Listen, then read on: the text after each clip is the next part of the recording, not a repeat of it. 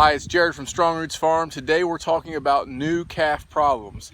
Just bought some new calves, excited to get some population out here in the field. We're continuing to grow, continuing to sell beef, and I'll talk about that in a minute, but we had some problems with these calves that we got. I want to go through that with you, tell you what you can do, some of the things you can alleviate, learn from our mistakes. It's what, as we learn, as we grow. So we're growing and we're having mistakes, so we're learning. Here we go. I'm Jared McGinnis, live in Southern Ohio with my awesome wife, Jenny. We have 4 sons, Colt, Gideon, Ruger, and Gatlin. This is a story of how we sold our new home in the suburbs, purchased an old, unserviceable farm, and began to transform it into a local food source for us and our local community. We're on a mission of faith, family, and healthy food. Please subscribe and come with us on this journey. We are Strong Roots Farm. So out here in the pasture, we have our 3 that are left from our last purchase. 2 of these are going to be butchered next month. And then we have the 3 new calves that you can see back here in the back. The problem is that the calves were new to the area.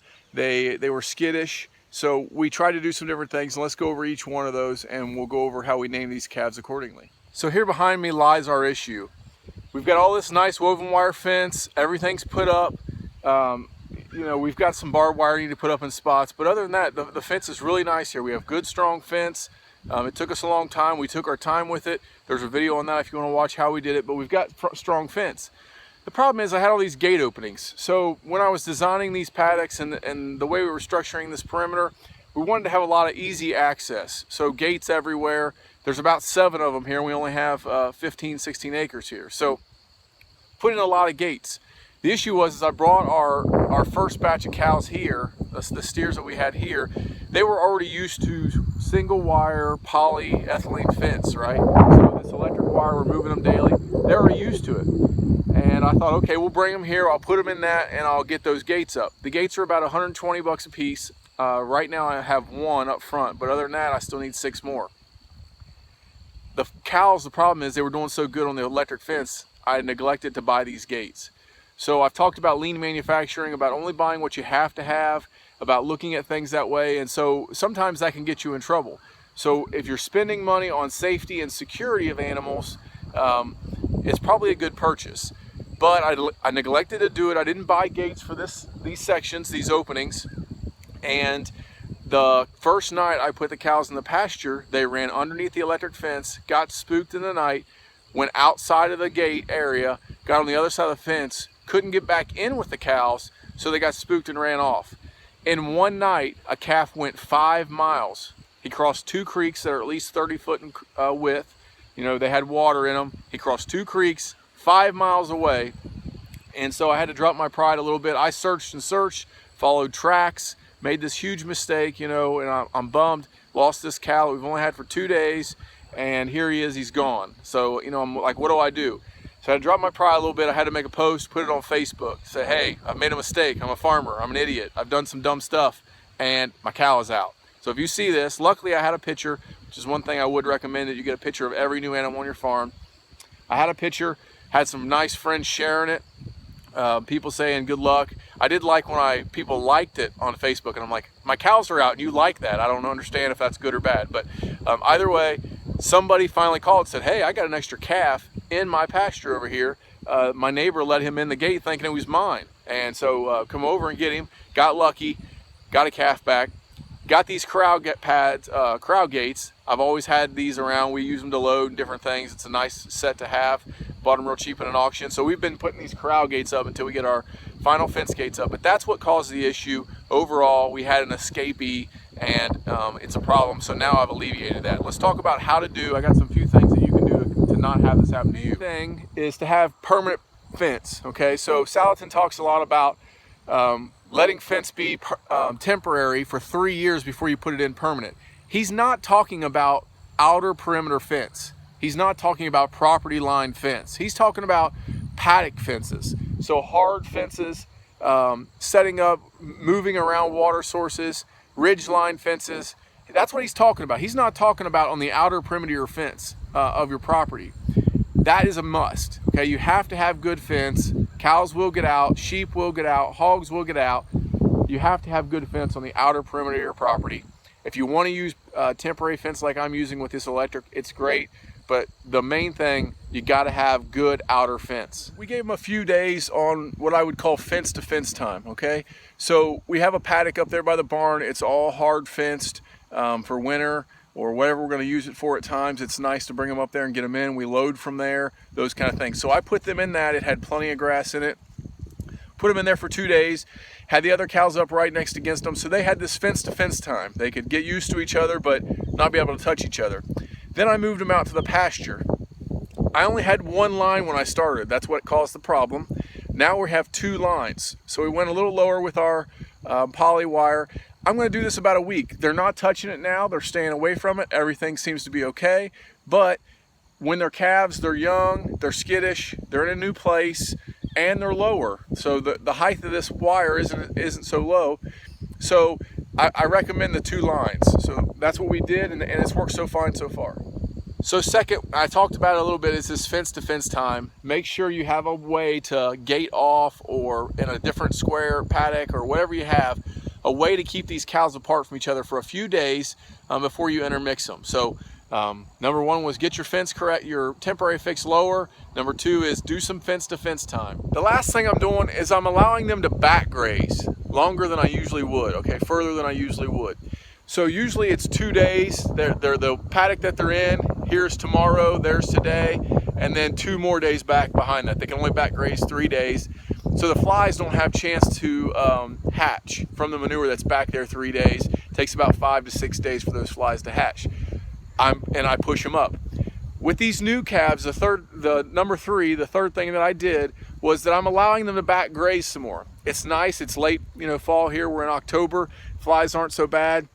So they can back graze a little more, which allows the calves to have room to get away from these big cows, big steers, if they want to, okay? So if they need a little more space, if they need time to adjust to each other, it allows them room to move away from each other, not be so crowded, and not push against your electric fence and test it all the time. So that's some ways that you can use to help when you get calves and you're trying to use this temporary fence and move cows like we are. It's a good way. You can use those things to kind of help you. Facebook is great. Know your people that are around you, okay? Make friends with the farmers around you. Even if they don't farm like you or don't agree with you, make friends with the farmers around you, because if something happens like this, it's nice to have somebody call you and say, hey, we found a calf and it looks like yours on Facebook. That was a stress relief. My heart dropped out when I couldn't find that calf. So it's definitely a blessing when people like that are honest and they call you. That guy could have grabbed that calf, took it to the yard, and nobody had known the difference. But he didn't. He called me, and I appreciate that. So we've got these 3 calves. Like I say, we are butchering. So some people have asked about our butchering and how we're butchering. So we will butcher halves and wholes. And if I have the opportunity, if 2 people want to go together to do quarters, I'll do that for you. But it's harder to do quarters. But so we're doing those per order. So you can say if you order a half or a whole, you can say how they're cut up. We pay the processing. So you can go hog wild. If you want patties and bologna and sausages, do whatever you want to do. But we pay the processing. Our beef right now is $6 a pound hanging weight. So once again, this is all grass-fed beef. We have minerals and the kelp, and there's no medications. All the things that we're doing to make sure we have a healthy product. We've butchered 1 so far, and it was fabulous. The meat is the best meat I've ever had. My dad grilled it on the grill. He said it was a little tough, but he burned it. So he's other than that, everybody has loved the burger. I've had tons of compliments about it. So I'm really happy with our product. The marbling, I was really surprised. I kind of thought, as much as I'd heard bad about grass-fed beef, as the grass-fed beef that I saw at the store was all dark red, but hardly any marbling. I've got quite a bit of marbling in my grass-fed beef because of the high protein content of my grass, okay? So it is dark red, it is nutrient dense, but there is good marbling there for this grass-fed beef. We're continuing to grow, so we've got 2 more to butcher. I think I have 1 half left to sell. If it doesn't sell, I'm not worried about it. I put it on Facebook the other day, and some people said they didn't like my prices. It's fine. I've got them all sold. Other people did, and I've got this half left, and I'm not pushing to sell it. The reason is that I want to have the opportunity to put some in my freezer and sell individual pieces. So as a farmer, I can sell 1 half, push that 1 half, and try to sell it and make 1 new customer.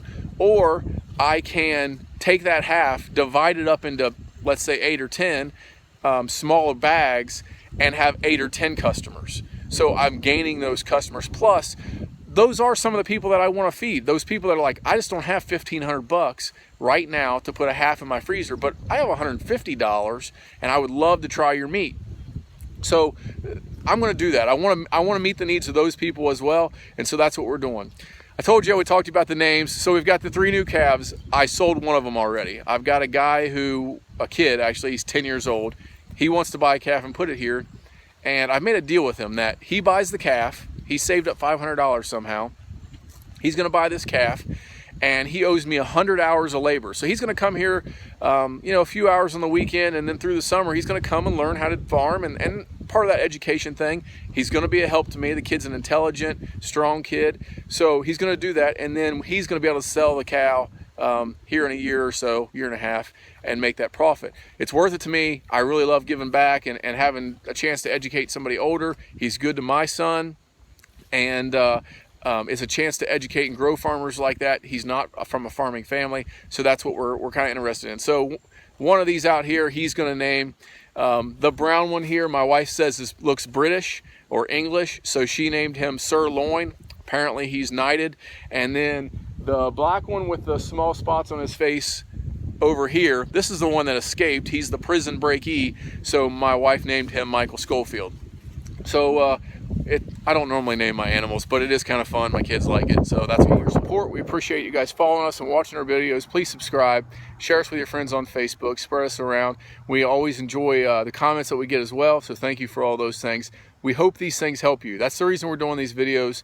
We're not making a lot of money on our video editing and all those kind of things. It does take a lot of time to make our videos. So come out and see us, support us. If you're interested in grass-fed beef, give us a call, link up with us in our local area. We don't want to sell to anybody further away than 100 miles. So we want to try to keep that local aspect of our farm. If it's not to support our local people, we don't need it, So for us, our farm is about helping people, educating, and serving our local community. So I can go to work and make enough money and have a couple cows for me and my family and a nice little small garden, but we're here to support other people around us. We want to farm. This is the way we're growing and farming. So those are the reasons that we're here. So please share us around locally. If you're interested in that, come and see us. And as always, keep growing your own. Tell your mom and them. Have a good one.